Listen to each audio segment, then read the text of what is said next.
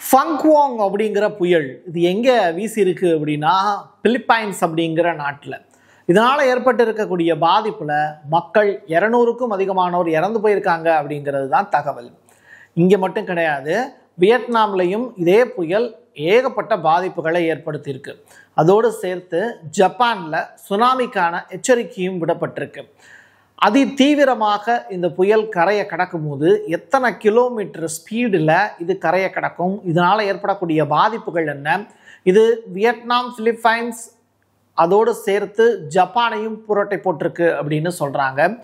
ஒட்டுமொத்த உலக நிகழ்வுகளும் ரொம்ப மோசமாக போய்கிட்டு இருக்கு. டிசாஸ்டர் எதனால் ஏற்பட்டது, பிலிப்பைன்ஸில் நடந்த செயற்கையான சில மாற்றங்களும் இதற்கு காரணம்னு சொல்கிறாங்க. விஷுவலோடு சேர்த்து தான் இந்த வீடியோக்குள்ளே நம்ம பயணிக்க போகிறோம்.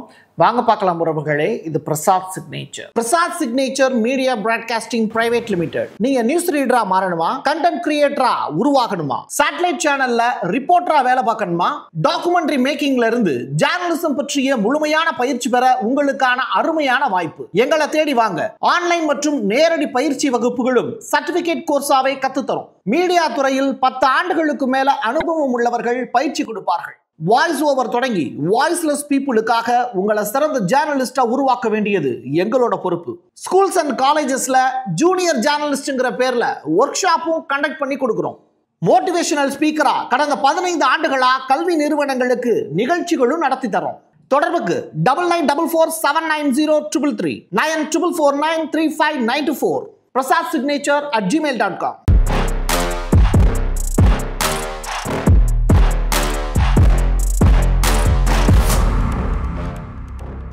மனுஷனுக்கு மனுஷன் உதவி செய்கிறதே இங்கே கஷ்டம். ஆனால் பிலிப்பைன்ஸில் ஏற்பட்டிருக்கக்கூடிய புயல்னால் பாதிக்கப்பட்டிருக்கக்கூடிய மக்கள் ஒரு இடத்துலேருந்து இன்னொரு இடத்துக்கு மூவ் ஆகுறாங்கங்கிறது வேறு. ஆனால் விலங்குகள் மீது அக்கறை வேணும்ல, அதை பார்த்திங்கன்னா இங்கே இருக்கக்கூடிய ஒரு விலங்கு நல ஆர்வலர் தனக்கு கொடுக்கப்பட்ட போட்டில் பன்றிக்குட்டிகளை ஏற்றி பத்திரமா அனுப்பிச்சி வச்சுருக்கார். நல்லதொரு வியாபாரியாக அவர் இருப்பார் அப்படிங்கிறத தாண்டி அவருக்குள்ள ஒரு நல்ல எண்ணமும் மனிதாபிமானமும் இருக்குங்கிறத தான் இந்த காட்சிகள் பிரதிபலிக்குது. அரோரா அப்படின்னு சொல்லிட்டு ஒரு பகுதியில் ஏற்பட்டிருக்கக்கூடிய நிலச்சரிவின் காரணமாக கிட்டத்தட்ட 180 பேர் இறந்து போயிருக்காங்கங்கிற தகவல். பிலிப்பைன்ஸில் மக்கள் வீடுகள் பார்த்திங்கன்னா மலை சார்ந்த இடம், அதே நேரத்தில் மேடான இடத்துல இருந்து பள்ளமான இடத்தை நோக்கி அவங்க வீடுகளை கட்டியிருப்பாங்க. அந்த இடத்துல நிலச்சரிவு ஏற்பட்டதில் நிறையா பேர் இறந்து போயிட்டாங்க. ஒரு பெண் சுவத்தை கட்டி பிடிச்சிட்டு தன்னை அந்த சுவர் தான் காப்பாற்றுதுங்கிறத உணர்ந்து தண்ணி போகக்கூடிய வேகத்துக்கு ஈடு கொடுக்க முடியாமல் அந்த சுவத்தை கட்டி பிடிச்சிருக்கக்கூடிய காட்சிகள். இன்னொரு பொண்ணு அதிகமான அளவில் தண்ணி போகுது, ஒரே ஒரு சின்ன இடுக்கு, அந்த இடுக்குக்குள்ளே பாருங்களேன் அந்த காட்சிகளை. ரொம்ப கஷ்டப்பட்டு உட்காந்துருக்காங்க. சாவினுடைய விளிம்பில் அவங்க நிற்கிறாங்கங்கிறது மட்டும் தெளிவாக தெரியுது. உட்காந்துருக்காங்கங்கிறது மட்டும் தெளிவாக தெரியுது. பட் அவங்க உயிர் பழைச்சிருக்கணும் அப்படிங்கிறத மட்டும் நம்ம வேண்டிக்கலாம். ஏன்னா இது அவங்க உயிரோடு இருக்கும்போது எடுக்கப்பட்ட வீடியோ. தொடர்ச்சியாக இறைவன் அருளால் அவங்க நலமாக இருக்கணும்னு வேண்டிக்கலாம்.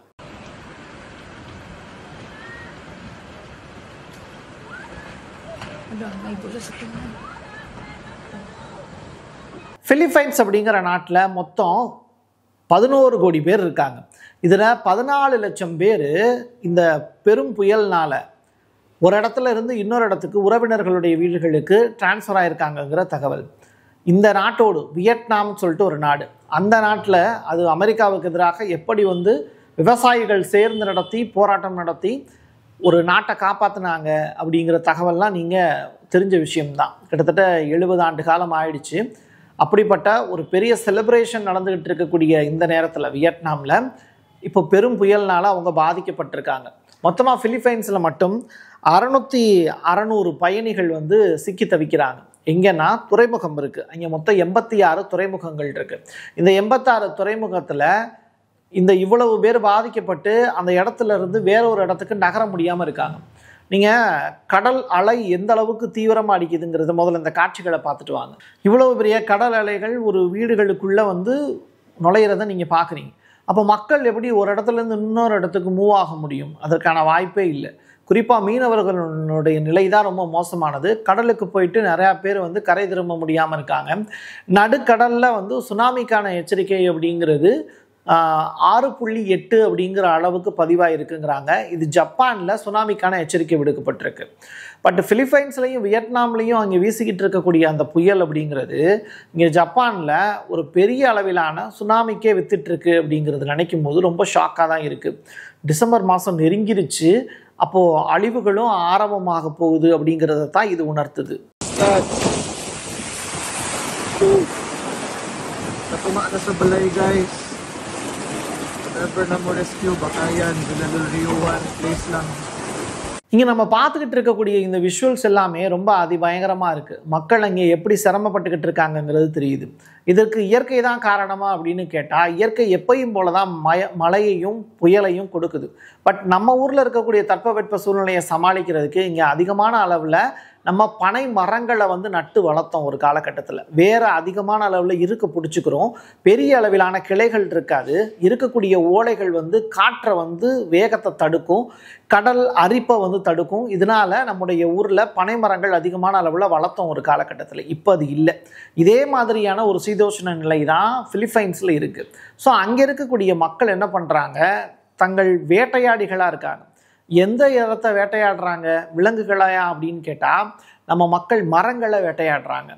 மரங்களை தன்னுடைய விறகுகளுக்கும் வெட்டி இன்னொரு இடத்துக்கு விற்று அதை காசாக்குறதுக்கும் அதிகளவான அளவில் மரங்களை வெட்டிட்டாங்க. இதனால் அங்கே இருக்கக்கூடிய நிலப்பரப்பில் மரங்களை பார்க்குறதே அரிதாயிடுச்சு. நீங்கள் சென்னை மாதிரியான நகரங்களில் கூட வீட்டுக்கு ஒரு மரத்தை பார்த்துடலாம்.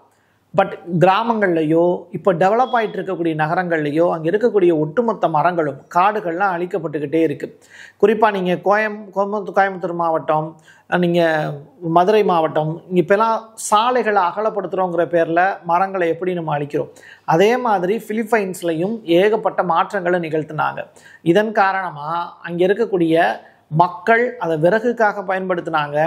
இப்போது அதே விறகுல அவங்க வேக போகிறாங்கங்கிறது தான் காரணம். என்னென்னா, தண்ணியில் அவங்க ஒட்டுமொத்தமாக அடிச்சுட்டு போகிறாங்க. கிட்டத்தட்ட 250 பேர் இது வரைக்கும் இறந்து போயிருக்காங்க.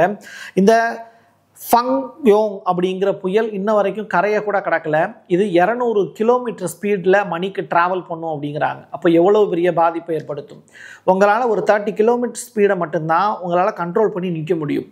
மீதி அப்போ அதுலேருந்து கால்குலேட் பண்ணிக்கோங்க. அதுலேருந்து ஒரு 10 மடங்கு அதிகமான அளவில் புயல் அடிக்குது அப்படின்னா உங்களால் நிற்க முடியாது. வீடுகள்லாம் பறக்கக்கூடிய வாய்ப்பு இருக்குது. நிலச்சரிவு ஏற்படுவதற்கான வாய்ப்பு இருக்குது. இப்படிப்பட்ட நிலையை தாண்டி பிலிப்பைன்ஸும் வியட்நாமும் எப்படி கரை சேர போகிறாங்க அப்படிங்கிற ஒரு பெரும் கவலையோடு தான் இந்த வீடியோவை நம்ம பதிவு செய்கிறோம். என் கையெழுத்து என் மக்களுக்கானது உறவுகளே. இயற்கையை நேசிப்போம், நம்மை நாமே காப்பாற்றிக் கொள்வோம். மீண்டும் ஒரு பதிவில் சந்திக்கலாம்.